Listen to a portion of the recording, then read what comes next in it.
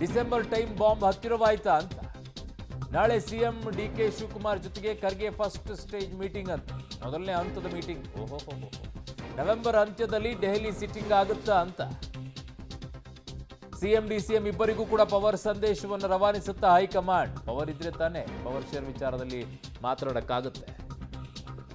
ನಾಳೆ ಸಿಎಂ ಮತ್ತು ಡಿಸಿಎಂ ಜೊತೆಗೆ ಖರ್ಗೆ ಮೊಟ್ಟ ಮೊದಲನೆಯದಾದಂತಹ ಹಂತದಲ್ಲಿ ಸಭೆಯನ್ನ ಮಾಡ್ತಾರಂತೆ. ಎಲ್ಲವೂ ಕೂಡ ನಾಳೆನೇ ಫೈನಲ್ ಆಗುತ್ತಾ? ಖರ್ಗೆ ಅವರ ಹತ್ರ ಚಾನ್ಸೇ ಇಲ್ಲ, ಮತ್ತೆ ಮೇಲೋಗುತ್ತೆ ಅದು. ಬಗೆಹರಿಸಬೇಕಾಗಿರೋದು ರಾಹುಲ್ ಗಾಂಧಿ, ಸೋನಿಯಾ ಗಾಂಧಿ, ಪ್ರಿಯಾಂಕಾ ವಾದ್ರಾ, ಇವ್ರು 3 ಜನ ಕೂತ್ಕೊಂಡೆ ಬಗೆಹರಿಸಬೇಕಾಗಿದೆ ಇದನ್ನು. ಮಲ್ಲಿಕಾರ್ಜುನ್ ಖರ್ಗೆ ಅವರ ಕೂತ್ಕೊಂಡ್ಬಿಟ್ಟು ಎಲ್ಲ ಬಗೆಹರಿಸ್ಬಿಡ್ತಾರಾ?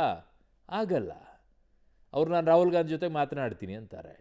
ಅದು ಮಾತುಕತೆ ಆದಮೇಲೆ ರಾಹುಲ್ ಗಾಂಧಿ ಅವರು ಮತ್ತೆ ಕರೆಸ್ತಾರೆ. 1 to 1 ಆಗುತ್ತೆ.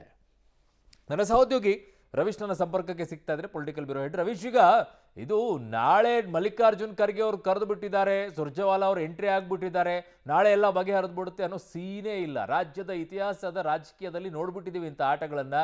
ಸರಿಸುಮಾರು ಇನ್ನೂ 1 ತಿಂಗಳು ಮಾತ್ರ ಇದೇ ರೀತಿಯಾಗಿ ಆಟಾಟೋಪಗಳು ನಡೆಯುತ್ತೆ ಅಂತ ಕಾಣಿಸುತ್ತೆ, ಇದು ಸಂಕ್ರಾಂತಿಯವರೆಗೂ ಕೂಡ. ಅರುಣ್, ಖಂಡಿತವಾಗಿ ಕೂಡ ರಾಜ್ಯದ ಇತಿಹಾಸದಲ್ಲಿ ಅಷ್ಟೇ ಅಲ್ಲ, ದೇಶದ ಇತಿಹಾಸದಲ್ಲೂ ಕೂಡ ಈ ರಾಜಕಾರಣ ಹಿಂಗೆ ಇರೋದು. ಒಂದು ದಿನದಲ್ಲಿ ಹಿಂಗೆ ಚಿಟಿಕೆ ಹೊಡೆಯೋಷ್ಟರಲ್ಲಿ ಬಗೆಹರಿದಂಥ ರಾಜಕಾರಣವೇ ಇಲ್ಲ. ಅದು BJP ಆಗಿರ್ಬೋದು, ಕಾಂಗ್ರೆಸ್ ಆಗಿರ್ಬೋದು, ಎಲ್ಲ ಪಕ್ಷಗಳಲ್ಲೂ ಕೂಡ ಅಧಿಕಾರ ಅಂತ ಬಂದ ತಕ್ಷಣ ಈ ರೀತಿಯ ಜಟಾಪಟಿ, ಡ್ರಾಮಾ, ಸೀರಿಯಲ್ಲು ಒಂದು ರೀತಿಯಲ್ಲಿ 1 ತಿಂಗಳು, 2 ತಿಂಗಳು, 3 ತಿಂಗಳು, ಕನಿಷ್ಠ ಪಕ್ಷ 6 ತಿಂಗಳು ನಡೆದದ್ದು ಕೂಡ ಇದೆ ಉದಾಹರಣೆಗಳು. ಹಾಗಾಗಿ ತಕ್ಷಣಕ್ಕೆ ಏನು ಎಲ್ಲೋ ಒಂದು ಕಡೆ ಈ ಟ್ರೀಟ್ಮೆಂಟ್ ಸಿಕ್ಬಿಡುತ್ತೆ, ಎಲ್ಲವೂ ಕೂಡ ಬಗೆಯಿರುತ್ತೆ ಅಂತ ಹೇಳೋದಕ್ಕಾಗಲ್ಲ. ಆದರೆ ಆರಂಭಿಕವಾಗಿ ನಿಮ್ಮದು ಏನು, ನೀವು ಹಿಂಗೆ ಹೇಳ್ತಾ ಇದ್ದೀರಾ, ನಿಮ್ಮದು ಹೇಳ್ತಾ ಇದ್ದೀರಾ, ಇದನ್ನು ಕೇಳುವಂಥದ್ದು, ಇದನ್ನು ಹೈಕಮಾಂಡ್ ಮುಂದೆ ನಾವು ಚರ್ಚೆ ಮಾಡ್ತೇವೆ ಅಂತದ್ದು, ಇದನ್ನು ಒಂದು ರೀತಿಯಲ್ಲಿ ನಾಳೆ ಖರ್ಗೆ ಅವರು ಇಬ್ಬರಿಗೂ ಕೂಡ ಬುದ್ಧಿವಾದ ಹೇಳುವಂಥದ್ದಕ್ಕೂ ಕೂಡ ಮುಂದಾಗ್ಬೋದು. ಯಾಕೆಂದರೆ DK ಶಿವಕುಮಾರ್ ಅವ್ರ ಟೀಮ್ಗೆ ಇದೇ ಬೇಕಾಗಿದ್ದು. ಅಂದರೆ ಸೈಲೆಂಟ್ ಆಗಿದ್ದಾರೆ 2.5 ವರ್ಷ ಆದಮೇಲೆ, ಏನಾದರೂ ಹೇಳ್ಬೇಕಲ್ಲ, ನಮಗೊಂದು ಟೈಮ್ ಬೌಂಡ್ ಫಿಕ್ಸ್ ಮಾಡಿ, ಇದನ್ನೇ ಒಂದು ರೀತಿಯಲ್ಲಿ ಕೂಗನ್ನು ಹಾಕಿರ್ತಕ್ಕಂಥದ್ದು. ಹಾಗಾಗಿ ಪ್ರಾಥಮಿಕವಾಗಿ ಡೆಲ್ಲಿ ಪೆರೇಡ್ ವಿಚಾರಕ್ಕೆ ಸಂಬಂಧಪಟ್ಟಂತೆ ಈ ರೀತಿಯ ಹಂತದ ಚರ್ಚೆಗಳು ನಡೀತಾ ಇರ್ತಕ್ಕಂಥದ್ದೇ ಅವ್ರಿಗೆ ಒಂದು ರೀತಿಯಲ್ಲಿ ಪಾಸಿಟಿವ್ ಅಂತ ಅನಿಸಿರ್ಬೋದು. ಹಾಗಾಗಿ ನಾಳಿನ ಮಾತುಕತೆ ಏನಿದೆ ಅದು ಪ್ರಿಲಿಮಿನರಿ ಆಗಿರುತ್ತೆ. ಮತ್ತೆ ಮಾತುಕತೆ ಒಂದು ಜಟಾಪಟಿ ಇನ್ನೂ ಕೂಡ ಮುಂದುವರಿಯುವಂಥ ಸಾಧ್ಯತೆ ಇದೆ. ಮತ್ತೆ ಡೆಲ್ಲಿಗೆ ಹೋಗಬೇಕಾಗತ್ತೆ, ಡೆಲ್ಲಿಯಲ್ಲೂ ಕೂಡ ಮುಖಾಮುಖಿ ಇವರಿಬ್ಬರು ಕೂತ್ಕೋಬೇಕಾಗತ್ತೆ. ಮತ್ತು ರಾಹುಲ್ ಗಾಂಧಿ ತೀರ್ಮಾನ ಏನು, ಸೋನಿಯಾ ಗಾಂಧಿ ಅವರು ಏನು ಹೇಳ್ತಾರೆ, ಇದೆಲ್ಲವನ್ನೂ ಕೂಡ ಪರಿಗಣನೆ ತೆಗೆದುಕೊಂಡೇ ಒಂದು ಅಂತಿಮ ತೀರ್ಮಾನಕ್ಕೆ ಬರ್ತಕ್ಕಂಥದ್ದು. ಆದರೆ ಎಲ್ಲ ಒಂದು ಕಡೆ ಒಂದು ಡಿಸೆಂಬರ್ ಟೈಮಲ್ಲಿ ಒಂದು ಟೈಮ್ ಏನಾದರೂ ಫಿಕ್ಸ್ ಆಗುತ್ತಾ, ಅಂದರೆ ಸಂಕ್ರಾಂತಿ ಬಳಿಕ ಹಿಂಗಾಗತ್ತೆ ಅಥವಾ ಆಗಲ್ಲ, ಈ ರೀತಿ ಏನಾದರೂ ತೀರ್ಮಾನ ಮಾಡ್ತಾರನ್ನು ಕೂಡ ಕಾದು ನೋಡಬೇಕು ಅರುಣ್. ಓಕೆ ರಮೇಶ್, ಈ ವಿಚಾರದಲ್ಲಿ ಹೈಕಮಾಂಡ್ ಯಾಕೆ ಇಷ್ಟೊಂದು ಹಿಂದೇಟನ ಹಾಕ್ತಾ ಇದೆ ಅಂತ ಒಂದು ಕ್ಲಿಯರ್ ಕಟ್ ಆಗಿ ರಾಜ್ಯದ ಜನ ಚೀತು ಅಂತಿದ್ದಾರೆ. ಏನ್ರಪ್ಪ, ನಿಮ್ಮನ್ನ 135, 140 ಸೀಟ್ಗಳನ್ನು ಕೊಟ್ಟು ಮೇಲೆ ಅಧಿಕಾರಕ್ಕೆ ಕೂರಿಸಿದೀವಿ, ಯಾವುದೇ ಕಿತ್ತಾಪತಿ ಬೇಡ, ಯಾವುದೇ ರೀತಿಯಂಥ ಜಂಜಾಟಗಳು ಬೇಡ, ನೆಮ್ಮದಿಯಾದಂಥ ಆಡಳಿತವನ್ನು ನಡೆಸಿ ಅಂತೇಳಿ. ಆದರೆ ಇಲ್ಲಿ ನೋಡಿದ್ರೆ ನೀವು ಈಗಲೂ ಹಿಂಗೆ ಮಾಡ್ತಾ ಇದ್ದೀರಾ. ಒಂದು ಕ್ಲಿಯರ್ ಕಟ್ ಆಗಿ ಹೇಳಿ, 2.5 ವರ್ಷ ಅವ್ರಿಗೆ ಇದೆಯಾ, ಹೇಳಿದಿರಾ ಅಥವಾ ಇಲ್ವಾ? ಇದನ್ನು ಹೇಳಕ್ಕೆ ಯಾಕೆ ಹೈಕಮಾಂಡ್ ಹಿಂದೇಟನ್ನು ಹಾಕ್ತಾ ಇದೆ? ಬಾಯಿ ಮುಚ್ಕೊಂಡಿರಿ ಅಷ್ಟೇ ಹೇಳ್ತಾ ಇದ್ದಾರೆ. 2.5 ವರ್ಷದ ವಿಚಾರ ಯಾಕೆ ಮಾತನಾಡ್ತಾ ಇಲ್ಲ ಅಂತ. ಅರುಣ್, ಅದು ಕಾಂಗ್ರೆಸ್ನ ಪರಿಸ್ಥಿತಿ ಯಾವ ಹಂತ ತಲುಪಿದೆ, ಇದರ ಆಧಾರದ ಮೇಲೆ ನಿರ್ಧಾರವಾಗ್ತಾ ಇದೆ. ಯಾಕೆಂದರೆ ಬಿಹಾರ ಚುನಾವಣೆಯ ಫಲಿತಾಂಶದ ಎಫೆಕ್ಟ್ ಕೂಡ ಇದ್ರ ಮೇಲೆ ಪರಿಣಾಮ ಬೀರಿದೆಯಾ ಅನ್ನೋದ್ರ ಬಗ್ಗೆ ಕೂಡ ಚರ್ಚೆ ಆಗ್ತಾ ಇರ್ತಕ್ಕಂಥದ್ದು.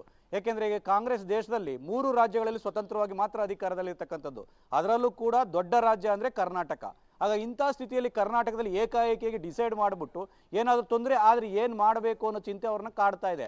ಹಾಗಾಗಿ ದೇಶದಲ್ಲಿ ಕಾಂಗ್ರೆಸ್ ಒಂದು ರೀತಿಯಲ್ಲಿ ಬಲಿಷ್ಠವಾಗಿ ಎಲ್ಲರನ್ನೂ ಕೂಡ ಕೇರ್ ಮಾಡಿದಂಥ ಪರಿಸ್ಥಿತಿ ಇದ್ದಿದ್ರೆ ಖಂಡಿತವಾಗಿ ಕೂಡ ಈ ಹಿಂದೆ ಹೈಕಮಾಂಡ್ ಯಾವ ರೀತಿ ನಿರ್ಧಾರಗಳನ್ನು ತೆಗೆದುಕೊಳ್ತಾ ಇತ್ತು ಆ ನಿರ್ಧಾರಗಳನ್ನು ಕಡ್ಡಿ ತುಂಡು ಮಾಡದಂತೆ ತೆಗೆದುಕೊಳ್ತಾ ಇತ್ತು. ಆದರೆ ಈಗ ಆ ಪರಿಸ್ಥಿತಿಯಲ್ಲಿ ಕಾಂಗ್ರೆಸ್ ಇಲ್ಲ. ಆ ಕಾರಣಗಳಿಗೋಸ್ಕರ ಈ ಕಡೆ DK ಶಿವಕುಮಾರ್ ಅವ್ರನ್ನು ಬಿಡೋದಕ್ಕಾಗಲ್ಲ, ಆ ಕಡೆ ಸಿದ್ದರಾಮಯ್ಯನವ್ರನ್ನು ಕೂಡ ಬಿಡೋದಕ್ಕಾಗೋದಿಲ್ಲ. ಜೊತೆಗೆ ಕೇವಲ ಈ ಒಂದು ಅಧಿಕಾರದ ಪ್ರಶ್ನೆ ಅಷ್ಟೇ ಅಲ್ಲ, ಭವಿಷ್ಯದ ಪ್ರಶ್ನೆ. ಅಂದರೆ ಕಾಂಗ್ರೆಸ್ ಇಲ್ಲಿ ರಾಜ್ಯದಲ್ಲಿ ಮುಂದೆ ಏನಾಗುತ್ತೆ, ಏನಾಗಬೇಕು, ಯಾವ ನಾಯಕರನ್ನ ಬಿಟ್ಟರೆ ಏನಾಗುತ್ತೆ, ಬಿಡದೇ ಇದ್ರೆ ಏನಾಗುತ್ತೆ, ಈ ರೀತಿಯ ಚರ್ಚೆಗಳನ್ನು ಕೂಡ ತುಲನೆ ಮಾಡಬೇಕಾಗುತ್ತೆ. ಹಾಗಾಗಿ ನಿನ್ನೆ ಅಷ್ಟೇ 2.5 ವರ್ಷದ ಅಧಿಕಾರಾವಧಿ ಮುಗಿದಿದೆ. ಅದಕ್ಕೂ ಮುಂಚೆ ಬಿಹಾರ ಚುನಾವಣೆ ಬಂತು, ಅಲ್ಲಿ ಸೋತು ಸುಣ್ಣವಾಗಿತ್ತು ಕಾಂಗ್ರೆಸ್. ಇನ್ನೊಂದು ಕಡೆ ತಮ್ಮ ಆತ್ಮಾವಲೋಕನದಲ್ಲೇ ನಿರತವಾಗಿರ್ತಕ್ಕಂಥದ್ದು. ಅಂದರೆ ಮುಂದೇನ ಮಾಡಬೇಕು, ಸ್ವತಂತ್ರವಾಗಿ ನಾವು ಚುನಾವಣೆ ಎದುರಿಸಬೇಕು ದೇಶದಲ್ಲಿ ಏನು ಅಂತ, ಈ ರೀತಿಯ ಗೊಂದಲದಲ್ಲೂ ಕೂಡ ಇರ್ತಕ್ಕಂಥದ್ದು. ಇಂಥ ಸನ್ನಿವೇಶದಲ್ಲಿ ಕರ್ನಾಟಕದ ಬಗ್ಗೆ ವಿಶೇಷವಾಗಿ ತಲೆ ಕೆಡಿಸ್ಕೊಂಡು ಕಡ್ಡಿ ತುಂಡು ಮಾಡದಂತೆ ನಿರ್ಧಾರಗಳನ್ನು ತೆಗೆದುಕೊಳ್ಳೋದಕ್ಕೆ ಆಗ್ತಾ ಇಲ್ಲ. ಹಾಗಾಗಿ ಇದೊಂದು ಸ್ವಲ್ಪ ಡಿಲೇ ಆಗ್ತಾ ಇದೆ. 1 ತಿಂಗಳು ಅಥವಾ 2 ತಿಂಗಳ ಅವಧಿ ಒಳಗಡೆ ನಾವು ಕ್ಲಿಯರ್ ಮಾಡ್ತೀವಿ ಅಂತ ಹೇಳಿದ್ರು ಕೂಡ ಎಲ್ಲ ಒಂದು ಕಡೆ ಒತ್ತಡ ತಂತ್ರವನ್ನ ಈ ಕಡೆಯಿಂದ ಪುಷ್ ಮಾಡ್ತಾ ಇರ್ತಕ್ಕಂಥದ್ದು ಅಂತ ಸ್ಪಷ್ಟ. ಅರುಣ್. ಓಕೆ ರವೀಶ್, ನಿಮ್ಮೆಲ್ಲ ಮಾಹಿತಿಗೆ ಧನ್ಯವಾದಗಳು. ಸೊ ಈಗ ಹೈಕಮಾಂಡ್ ಎಚ್ಚರಿಕೆಯನ್ನ ಕೊಡ್ತಾ ಇದೆ. ಈ ಎಚ್ಚರಿಕೆ ಕೊಡೋಕ್ಕಿಂತ ಮುಂಚಿತವಾಗಿ ಹೇಳ್ಬಿಡ್ಬೇಕು ಏನಿದೆಯಾ ಅಥವಾ ಇಲ್ವಾ, ಬದಲಾವಣೆ ಆಗುತ್ತಾ ಅಥವಾ ಇಲ್ವಾ ಅಂತ.